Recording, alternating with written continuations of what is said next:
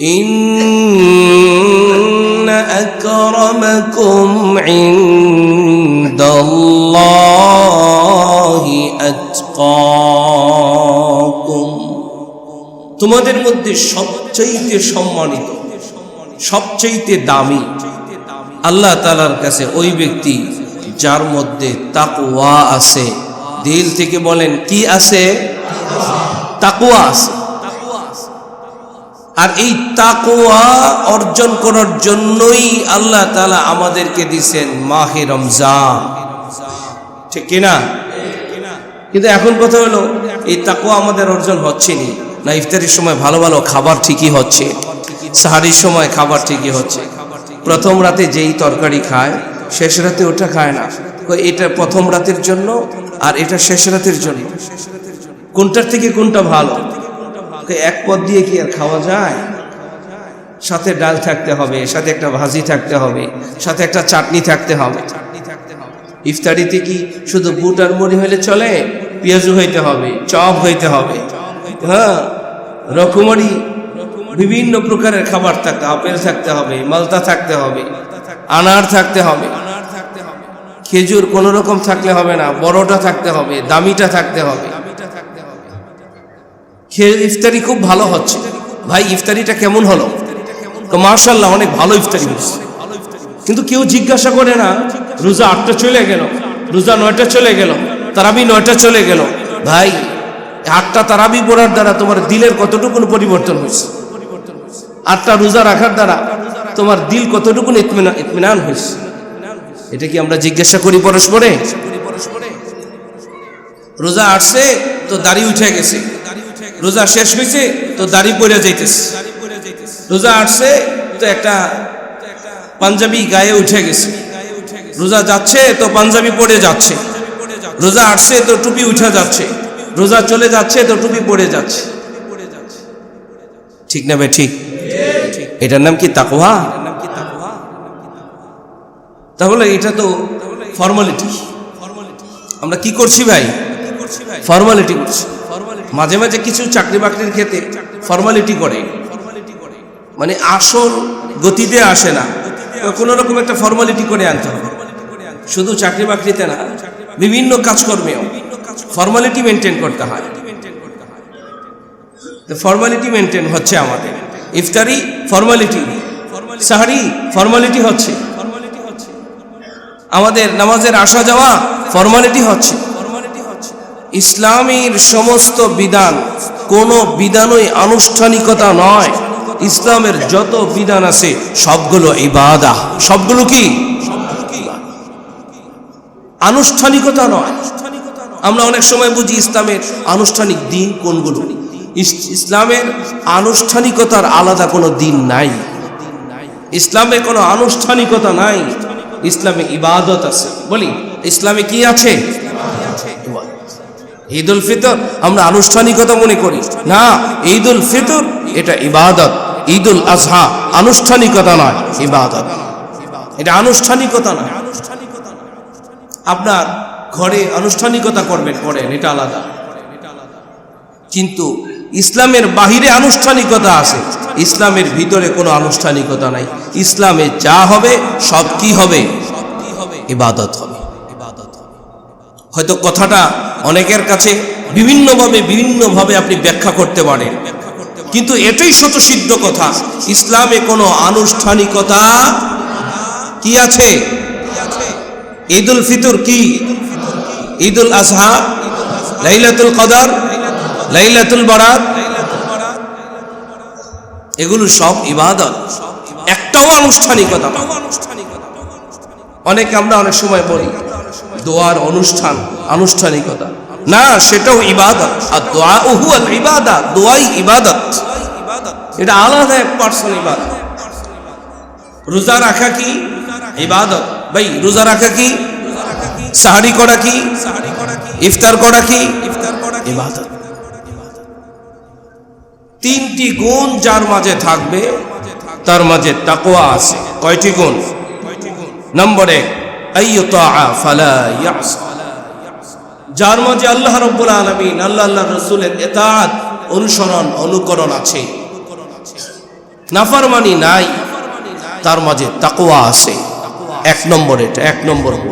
এখন আপনি মাথা থেকে নিয়ে পায়ের পাতা পর্যন্ত হিসাব করেন, চোখের দ্বারা আমার আল্লাহ আল্লাহ রসুলের আনুগত্য আছে কিনা, কানের দ্বারা আমার আল্লাহ আল্লাহ রসুলের এতাআত আছে কিনা, চুল কাটার মধ্যে আমার আল্লাহ আল্লাহ রসুলের এতাআত আছে কিনা, কাপড় পরিধানের মধ্যে আল্লাহ আল্লাহ রসুলের এতাআত আছে কিনা, আমার চলাফেরায়, আমার গতিবিধিতে, আমার ব্যবসায়, আমার বাণিজ্যে, আমার দেশ পরিচালনা বলেন, আমার পরিবার পরিচালনা বলেন, আমার সমাজ পরিচালনা বলেন, আমার সব কিছুতে আল্লাহ আল্লাহ রসুলের আনুগত্য আছে কিনা, যদি থাকে তাহলে তাহলে তাকওয়া আছে। আমরা তাকওয়া, আমরা একটা লোককে দেখলেই বলি লোকটা না অনেক পরহেজগার। কি দেখে বলি? লোকটা না টুপি পরে, লোকটা না জুব্বা পরে, লোকটা না দাড়ি রাখছে। এই একটা দৃশ্যমান অবস্থান দেখে আমরা অনেক সময় বলি লোকটা না অনেক ভালো। বলি কি বলি না? শুধু এই দৃশ্যমান এতটুকুর দ্বারা লোকটা ভালো, এটা সার্টিফিকেট, এটা সার্টিফাই না। আল্লাহ তাআলার আনুগত্য তার মাঝে আছে কিনা, আল্লাহ তাআলার আনুগত্য আছে, আল্লাহর নাফরমানি নাই, তার মধ্যে তাকওয়া আছে। এটা এক নম্বর গুণ। দুই নম্বর গুণ হলো আইয়ুযকারা ফালা ইয়ানসা, যার মাঝে আল্লাহ তাআলার জিকির আছে। ভাই কার জিকির? সবাই বলি কার? আল্লাহর জিকির আছে। আল্লাহ তাআলার জিকির আছে, সে আল্লাহ তাআলার জিকির থেকে গাফেল হয় না, সদা সর্বদা আল্লাহর জিকিরে থাকে। আল্লাহ তাআলাকে সে ভুলে না, নবীর সুন্নতকে সে ভুলে যায় না, তার মাঝে তাকওয়া আছে। নম্বর 3 আইয়ুশকারা ফালা ইয়াকফুর, যে আল্লাহ তাআলার শুকরিয়া আদায় করে, কুফরি করে না, অকৃতজ্ঞ হয় না, তার মাঝে তাকওয়া আছে। এক নম্বর গুণ আল্লাহ তাআলার আনুগত্য করে, দুই নম্বর গুণ আল্লাহ তাআলার জিকির করে, তিন নম্বর গুণ আল্লাহ তাআলার শুকরিয়া আদায় করে। তাহলে আনুগত্য, জিকির, শুকর, বলেন আনুগত্য, জিকির, শুকর, ইতাআত, জিকির, শুকর, এই তিনটা গুণ যার মাঝে থাকবে তার মাঝে কি আছে? তাকওয়া আছে। আর এই তিনটা গুণ অর্জন করার জন্যই আল্লাহ তাআলা সিয়াম দিয়েছেন। সুবহানাল্লাহ বলি। রোজা আল্লাহ তাআলা কেন দিলেন? তাকওয়া অর্জন করার জন্য দিলেন। কি গুণ অর্জন করলে তাকওয়া হয়? এক নম্বরে আল্লাহ তাআলার আনুগত্য অর্জন করলে তার মধ্যে তাকওয়া আসে। রাজি আছি তো ইনশাআল্লাহ? আমি আপনাদেরই জিজ্ঞেস করি ভাই, নামাজ কার আদেশ? কার আদেশ? দিল খুলে বলি কার আদেশ? আল্লাহ তাআলার আদেশ। যে নামাজ পড়ে আল্লাহ তাআলার আনুগত্য করে, নামাজ পড়ে না তো আল্লাহ তাআলার আনুগত্য করে না, তার মাঝে তাকওয়া নাই, বেনামাজি মুত্তাকি হতে পারে না, লেবাস পরেই মুত্তাকি ভালো হতে পারে না। অনেক সময় আমরা অনেককে ভালো বলি, এই ছেলেটা না অনেক ভদ্র। কেন? তার ভদ্রতার পরিচয় কি? সুন্দর করে চুলটা আঁচড়িয়ে, চুলের কাটিংটা ভালো, পোশাকটা তার ভালো, প্যান্ট শার্ট ইন করে সে যাচ্ছে, সুন্দর করে একটা সালাম দিছে, তাও শুদ্ধ নয়, তাও শুদ্ধ সালাম নয়, আসসালামু আলাইকুম বলেনি, বলেছে আসসালামু আলাইকুম। আমরা বলা বলি শুরু করে দিলাম, এই ছেলেটা না অনেক ভদ্র, সে না গুছিয়ে কথা বলে, সে না খুব ভদ্রভাবে কথা বলে। ভদ্রতা কাকে বলে? শুধু কথার মধ্যে গুছানো লেভেল থাকলেই তাকে ভদ্র নয়। আল্লাহর আনুগত্য আছে তো তাকে ভদ্র বলে, তাকে মুত্তাকি বলে। এটা ভদ্রত্বের সীমা রেখা। বেনামাজি ভদ্র হতে পারে না, নামাজি ভদ্র, বেরোজাদার ভদ্র হতে পারে না। যে রোজা রাখে সে কি ভদ্র? আল্লাহ তাআলার আনুগত্য যে করে সে কি ভদ্র। আমরা ভদ্র হতে চাই, আমরা আমাদের পরিবারকে ভদ্র বানাতে চাই, আমরা আমাদের ছেলে মেয়েকে ভদ্র বানাতে চাই ইনশাআল্লাহ। আল্লাহ আমাদেরকে কবুল করেন, বলেন আমিন। খুলেন কোরআনুল কারীম, আল্লাহ তাআলা বলেন ইয়া আইয়ুহাল্লাযীনা আমানু ইযা নুদিয়া লিস-সালাহ মিন ইয়াউমিল জুমআতি ফাসআউ ইলা যিকরিল্লাহি ওয়া যারুল বাই'। যালিকুম খায়রুল লাকুম ইন কুনতুম তা'লামুন। فإذا قضيت الصلاة فانتشروا في الأرض وابتغوا من فضل ওয়াযকুরুল্লাহ। আল্লাহ রাব্বুল আলামিন পরিষ্কার আমাদেরকে জানায় দিলেন, আজান হইছে, নামাজে আসো, নামাজ শেষ তো দোকানে যাও। কথাটা কার? আজান হয়েছে, কোথায় আসো? নামাজে আসো। নামাজ শেষ তো তোমার ব্যবসায় যাও, দোকানদারিতে যাও, কর্মব্যস্ততায় নেমে যাও। এটা আল্লাহ তাআলার আদেশ। তবে আসার মাঝে আর যাওয়ার মাঝে এবং কর্মস্থলের মাঝে আল্লাহ তাআলাকে ভুলে যেও না। ওয়াযকুরুল্লাহ, কাকে স্মরণ করো? এই যে কোরআনের এই আয়াত, এটা কি আজকে নাজিল হয়েছে না 14.5 বছর আগে? 1450 বছর আগে আল্লাহ তাআলা এই আয়াত নাজিল করছেন। এই যুগে এসে মোবাইল হবে, আল্লাহ তাআলা কি জানতেন না? আল্লাহ তাআলা জানতেন। দোকান থেকে উঠে আসার সময় মোবাইল টিপতে টিপতে আসে, মসজিদ থেকে যাওয়ার সময় মোবাইল টিপতে টিপতে আবার যায়, আবার যখন কর্মস্থলে বসে যাই তখনও মোবাইলই টিপতে থাকি। মাঝখানে কোনো জিকির নাই, আল্লাহ তাআলার স্মরণ নাই, তাসবিহ নাই, তাহলিল নাই।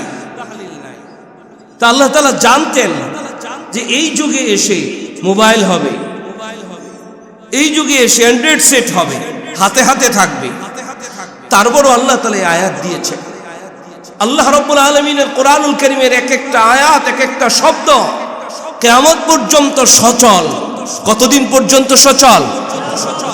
সংবিধান 72 হয়েছে, 24 এসে বলে কই চলবে না, কই চললেও কই এটা মানি না। একদল বলে মানি, আরেক দল বলে মানি না।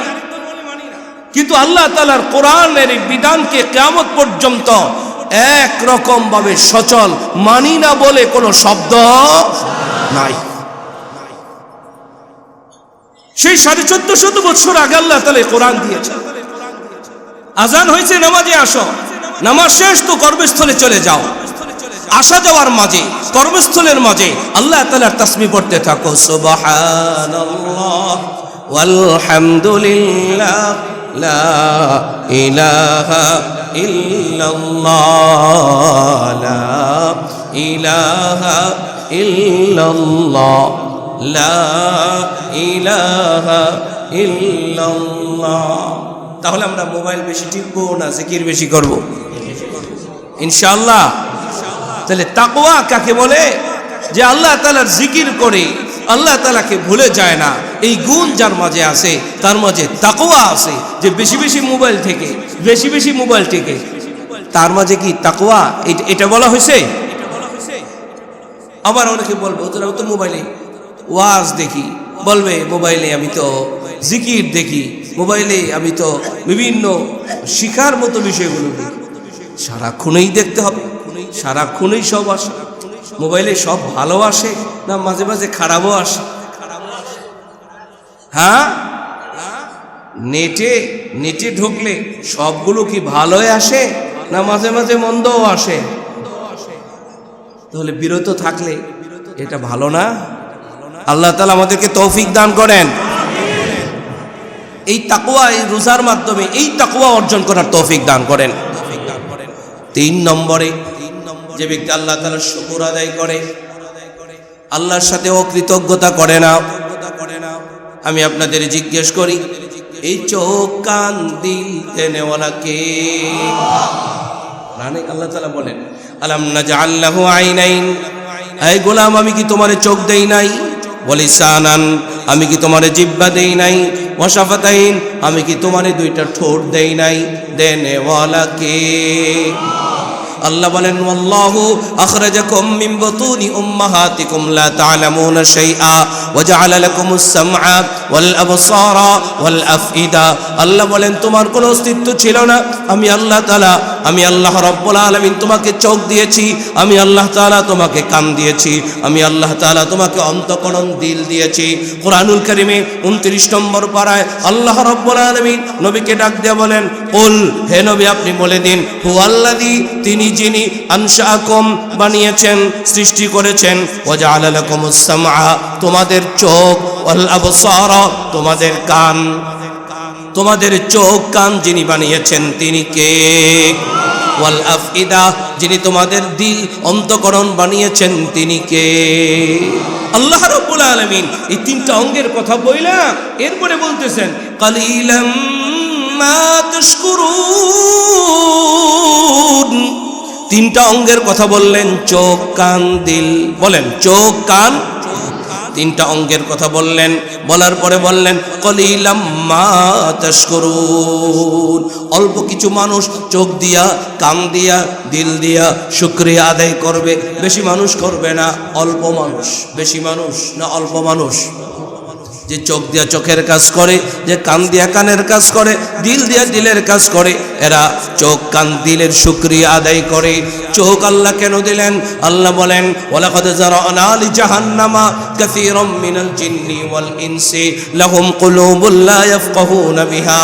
আমি অধিকাংশ মানব দানবের জন্য জাহান্নাম বানাইছি। তারা কারা? আল্লাহ পরিচয় দিয়ে দিলেন লাহুম কুলুবুন লা ইয়াফকাহুনা বিহা, যাদের আমি অন্তর দিলাম, অন্তর দিয়া অন্তরের কাজ করে না। ওয়ালাহুম আ'য়ুনুন লা ইউবসিরুনা বিহা, যাদেরকে আমি চোখ দিলাম, চোখ দিয়া চোখের কাজ করে না। ওয়ালাহুম আযানুন লা ইয়াসমাউনা বিহা, যাদেরকে আমি কান দিলাম, কান দিয়া কানের কাজ করে না। যার যে কাজ সে কাজ করে না। আচ্ছা আমি আপনাদের জিজ্ঞেস করি, আল্লাহ তাআলা আমাদেরকে চোখ দিয়েছেন সম্ভবত শুধু মোবাইল দেখার জন্য, মোবাইলে বিভিন্ন খবর দেখার জন্য। আল্লাহ রাব্বুল আলামিন কোরআনুল কারীম আমাদেরকে দিয়েছেন কি দেন নাই? দামি না বেদামি? গত সপ্তাহের আগের সপ্তাহে বলেছিলাম কোরআনের কারণে নবী দামি, কোরআনের কারণে ফেরেশতা দামি, কোরআনের কারণে শহর দামি, কোরআনের কারণে মাস দামি, কোরআনের কারণে রাত দামি। যে কোরআন পড়ে সেও দামি, যে কোরআন পড়ায় সেও দামি। যে মা বাবা তার সন্তানকে কোরআন পড়ায় সেই মা বাবাও দামি, ঠিক কিনা? আল্লাহ বলেন গোলাম আমি তোমারে কোরআন দিলাম, চোখ দিলাম, চোখটা দিয়ে কোরআন দেখো, কোরআন দেখো, কোরআন পড়ো। যেই কোরআন দেখলেও নাকি হয়, কোরআন পড়লেও নাকি হয়, কোরআন ছুঁইলেও নাকি হয়। যেই কোরআনটা বুকে লাগাইলেও ঈমান বেড়ে যায়, কোরআনটা চোখে লাগাইলে জ্যোতি বেড়ে যায়।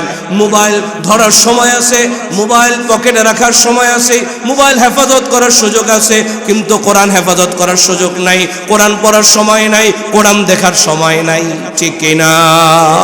যে চোখ দিছেন কোরআন পড়ার জন্য, কোরআন দেখার জন্য, কোরআন বুঝে বুঝে পড়বার জন্য।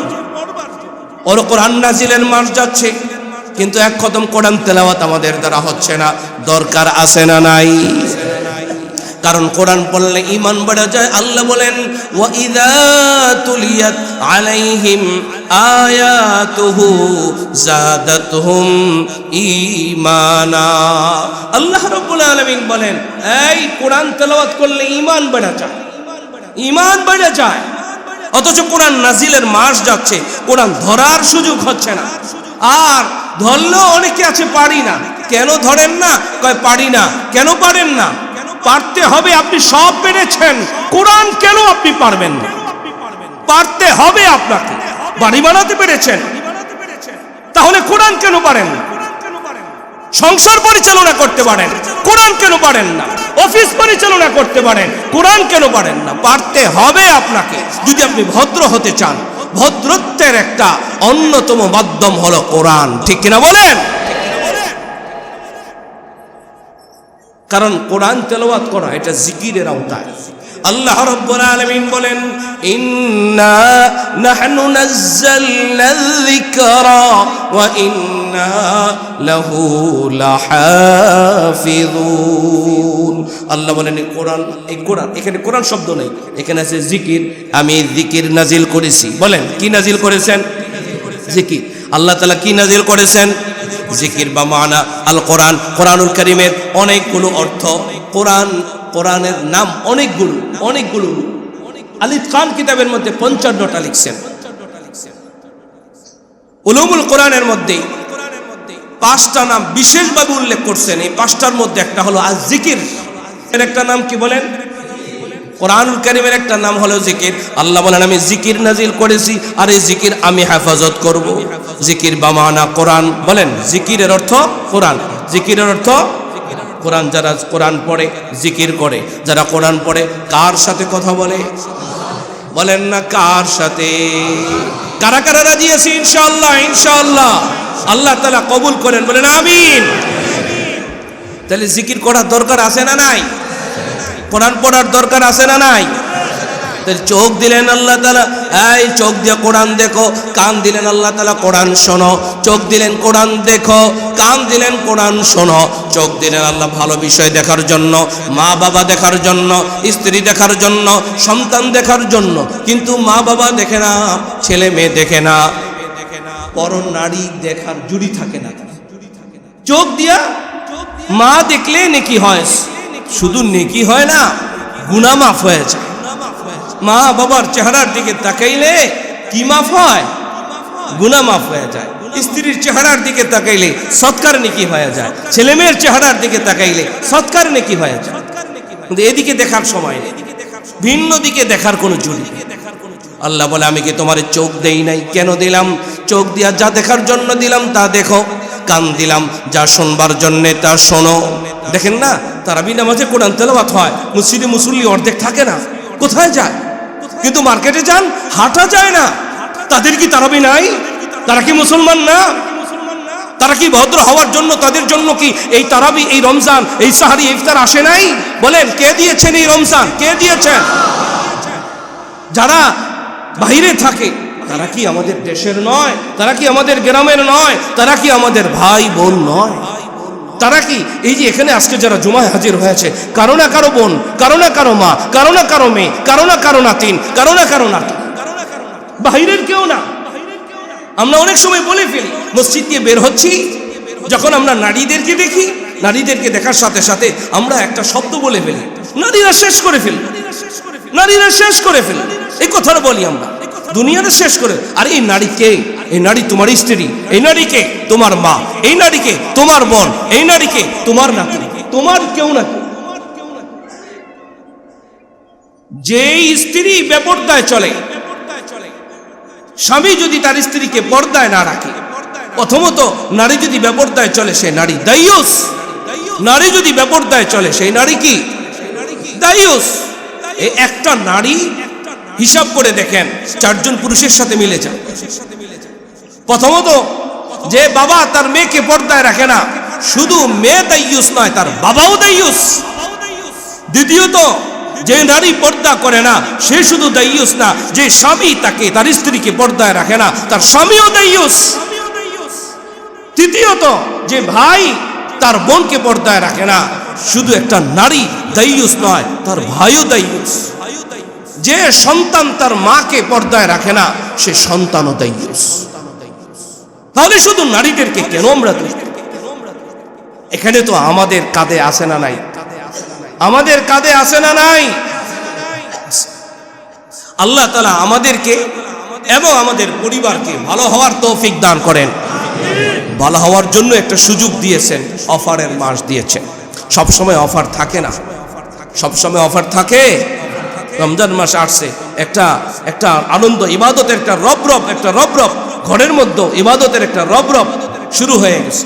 আমরা এই সুযোগটাকে কাজে লাগাই, রাজি আছি না ইনশাআল্লাহ?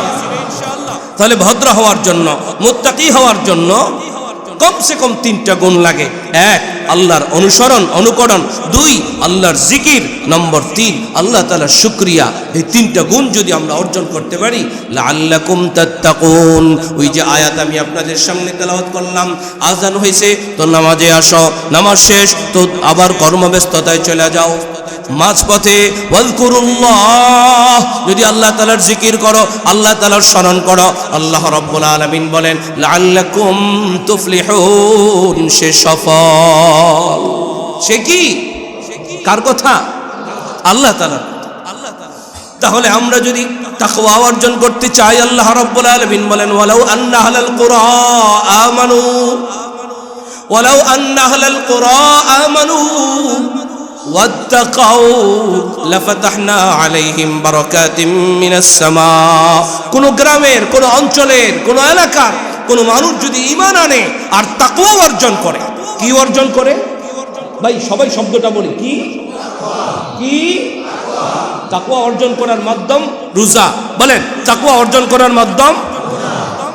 তাহলে প্রথম কথা, যে ব্যক্তি ঈমান আনে, কোনো গ্রামের মানুষ যদি ঈমান আনে, কোনো এলাকার মানুষ যদি ঈমান আনে আর তাকওয়া অর্জন করে, তাকওয়া কয় গুণ থাকলে ভুলে যায় না, তাকওয়া অর্জন হয় কয় গুণ থাকলে?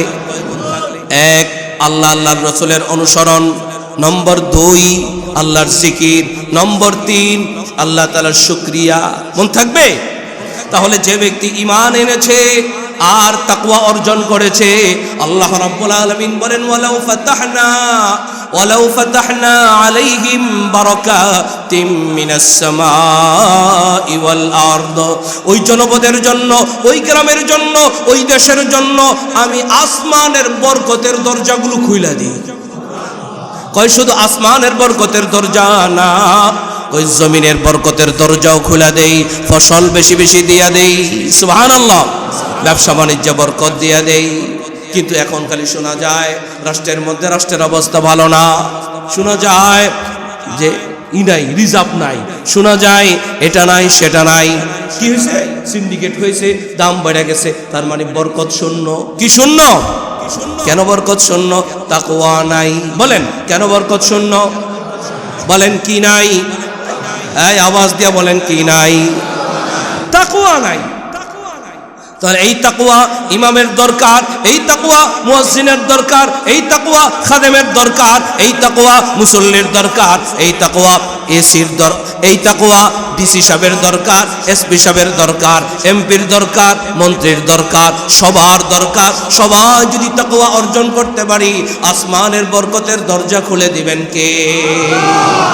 সবাই যদি তাকওয়া অর্জন করতে পারি, জমিনের বরকতের দরজা খুলে দিবেন কে? আল্লাহ তাআলা বরকতুল শব্দ বলেন নাই, বারাকাত বলেছেন। অগণিত দরজা। আল্লাহ যেহেতু বলেছেন অগণিত দরজা, কতটা দরজা দিবেন? যে যত বড় তার দেওয়া তত বড়।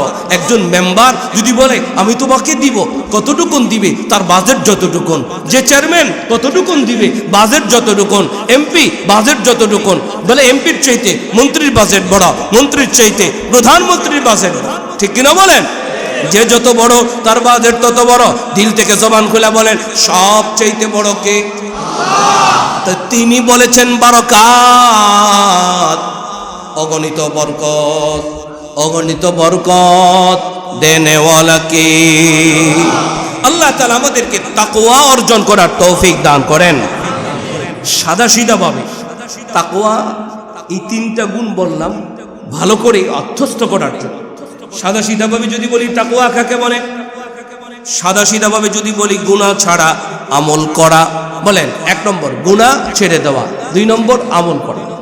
বলেন 1 নম্বরে, 2 নম্বরে আমল করা, 3 নম্বরে সর্বদা আল্লাহর ভয়ে থাকা। আমরা বলি না চা, কি বলি? যদি বলি চয়াকারে চা, তো এই চয়াকারে চার নাম কি? চা। চা বানাইতে কয় জিনিস লাগে? কমসে কম 3টা লাগে। চা পাতি লাগে, পানি লাগে, চিনি লাগে, ঠিক কিনা? কি লাগে না? 3টার সমন্বয় হয় কি? চা। তাহলে তাকওয়া 3 জিনিসের সমন্বয় হবে। আল্লাহর ইতাআত, আল্লাহর জিকির, আল্লাহর শুকর, ঠিক কিনা?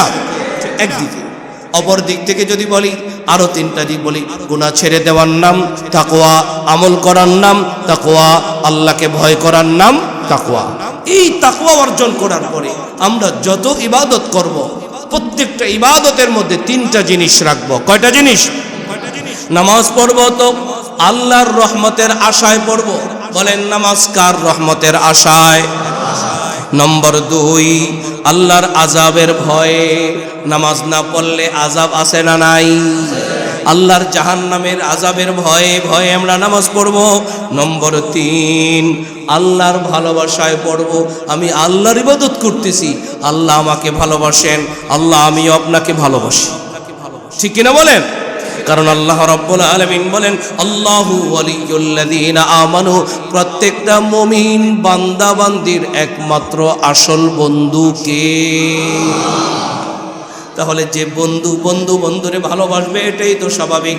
নামাজ পড়ব কার ভালোবাসায়? বলেন কার ভালোবাসায়?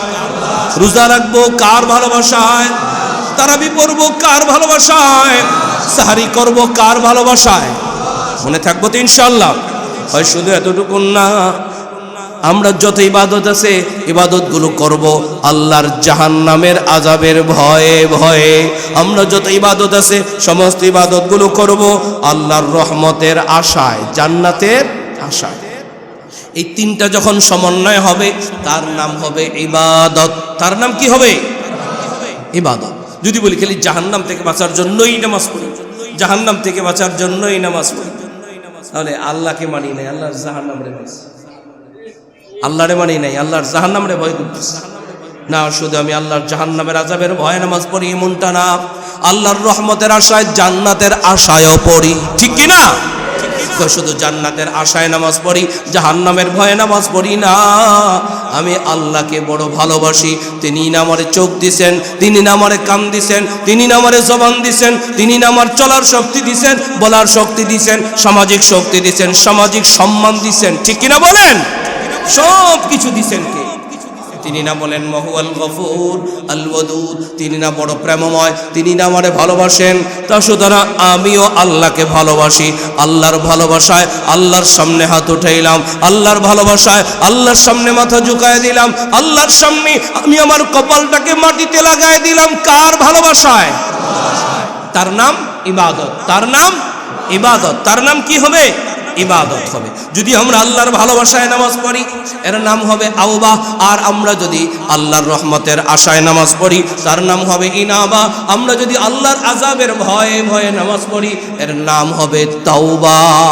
আল্লাহর আযাবের ভয়ে যদি নামাজ পড়ি এর নাম কি? তওবা।